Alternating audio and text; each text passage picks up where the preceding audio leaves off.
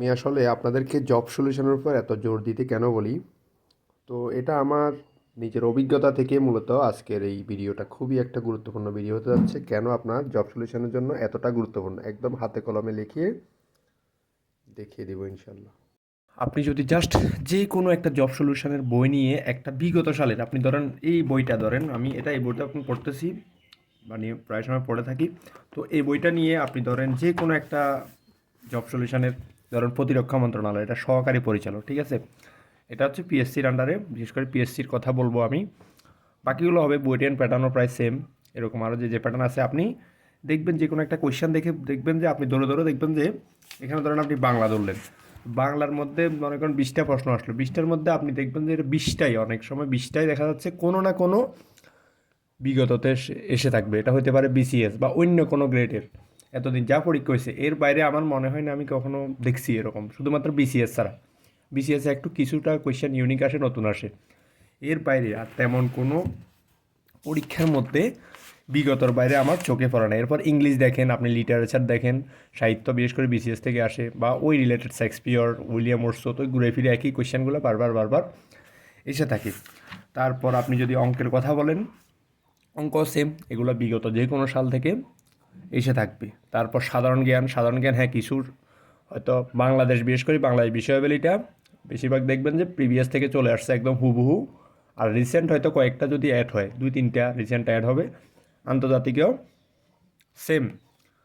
তো সাথে একটু অ্যাড হয়, হয়তো রিসেন্ট কয়েকটা অ্যাড হয়, আর না হলে বেশিরভাগই দেখবেন বিগত কোনো না কোনো প্রশ্নে, কোনো না কোনো প্রশ্নে, কোনো না কোনো পরীক্ষায়, যে কোনো গ্রেডের একটা পরীক্ষায়, এটা হোক 20তম গ্রেড বা 19তম বা 18তম, 15তম, 16তম, 12তম, যে কোনো গ্রেডের একটা পরীক্ষা এটা এসে থাকবে।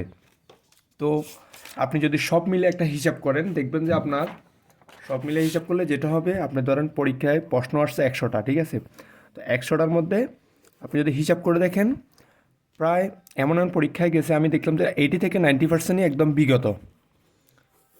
তো আমি লাস্টবার একটা দুদকের একটা পরীক্ষা দিলাম, ওইটাতে প্রায় 80 থেকে 85% হচ্ছে বিগত সাল থেকে আসা। তো এরকম আরও আপনি যে কোনো পরীক্ষা দেখবেন একটা মিনিমাম 60 থেকে 70% অবশ্যই বিগত, আপনি কোনো না কোনোভাবে পড়া থাকবে।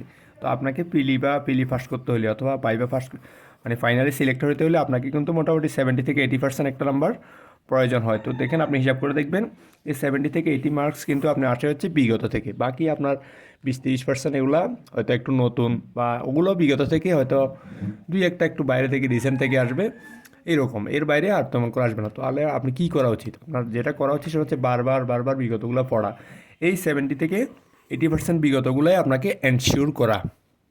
আপনি যদি 70 থেকে 80% বিগত থেকে এগুলো একদম শতভাগ সঠিক দাগাইতে পারেন, তাহলে আপনি বাকিগুলো না পারলে হবে, এর বাইরে বাকিগুলো থেকে আপনি হয়তো রিসেন্ট কয়েকটা এমনিই পারবেন।